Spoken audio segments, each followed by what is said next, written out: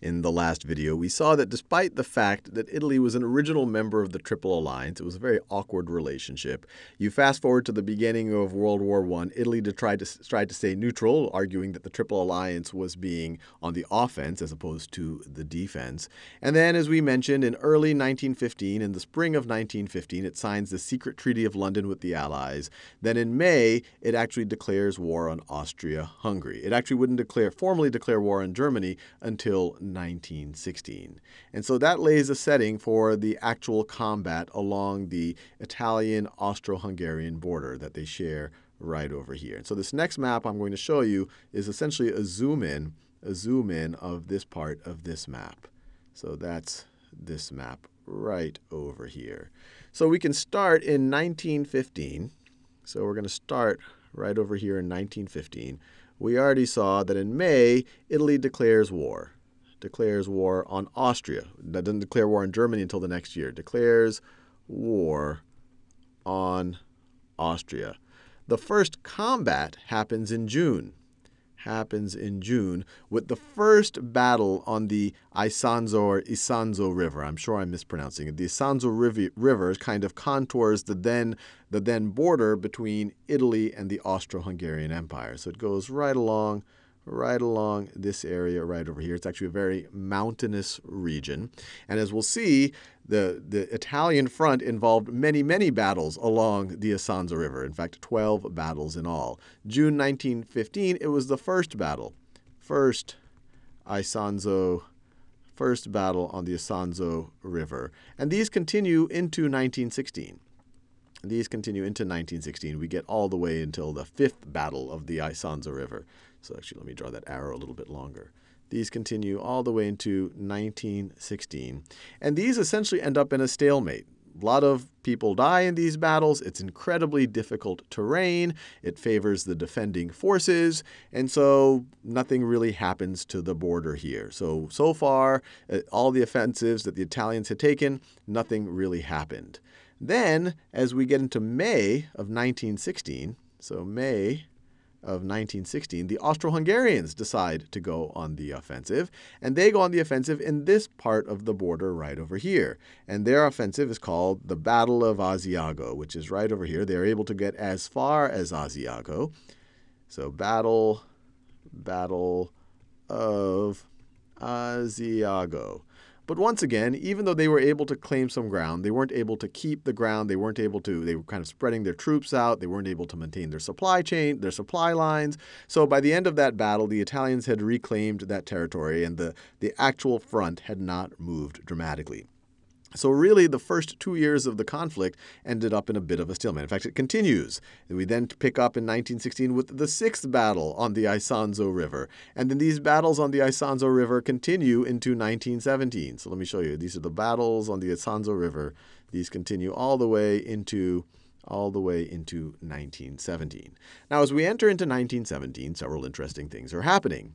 One, as you might remember, on the Eastern Front in 1917, the Russians are starting to fall apart. They are starting to have revolutions at home. They're losing on the Eastern Front. This allows the Germans to redeploy some troops. Also, at this point, Italy is formally at war with the Germans. So as we get to October of 1917, the Austro-Hungarians are able to get reinforced by the Germans. And it was just in time because, frankly, by the 11th battle of the Isonzo River, so we get to the 11th battle in kind of late 1917, 11th or kind of the fall, 11th Isonzo battle, the Austro-Hungarians aren't quite sure whether they can handle a 12th battle on the Isonzo River. So the Germans essentially show up just in time. In October of 1917, along with the Austro-Hungarians, the Germans then launched their own offensive on the Isonzo River, and this one is actually the first dramatic movement that we see along the Italian front. And this is often called the Battle of Caporetto, Caporetto,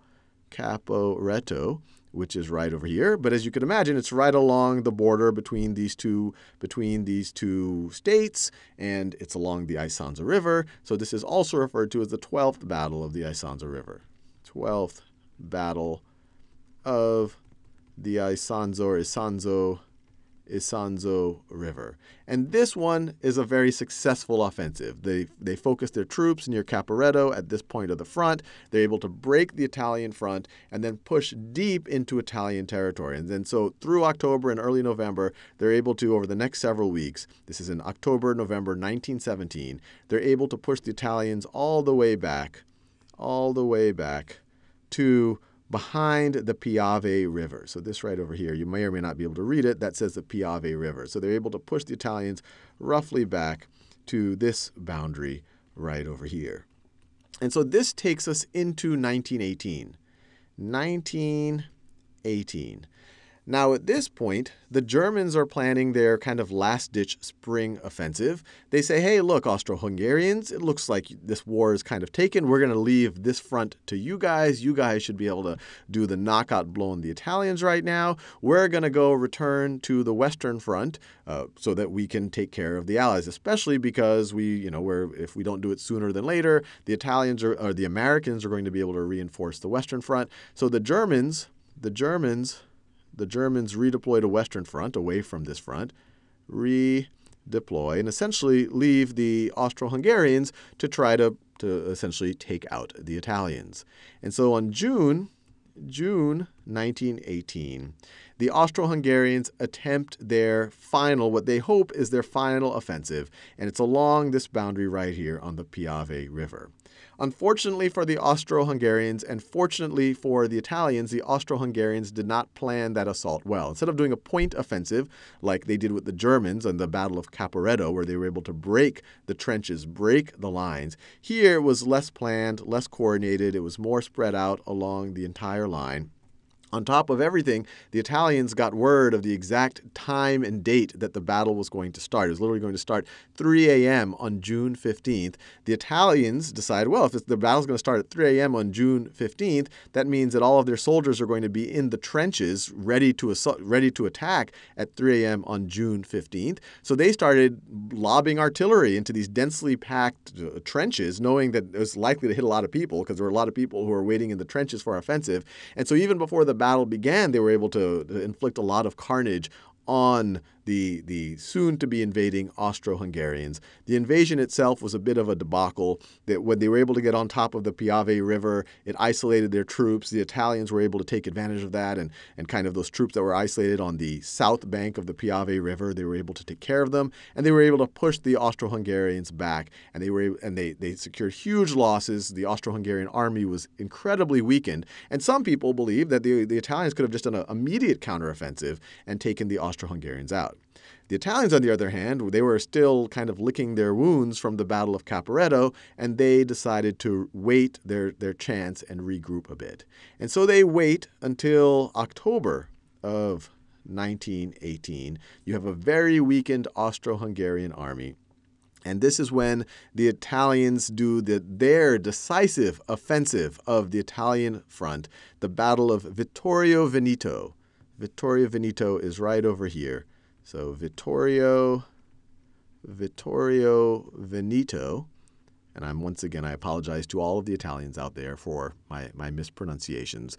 But this is what's essentially able to break the back of the Austrians. The Italians are able to pour through. They're able to essentially take out the Austrians. The Austrians were already weakened. They're starting to have internal strife. The empire is starting to fall apart. And so by November, the Austro-Hungarian Empire essentially surrenders. And not just with the Italians, but surrenders relative to the Allies, which is essentially the end of the Italian front of World War I.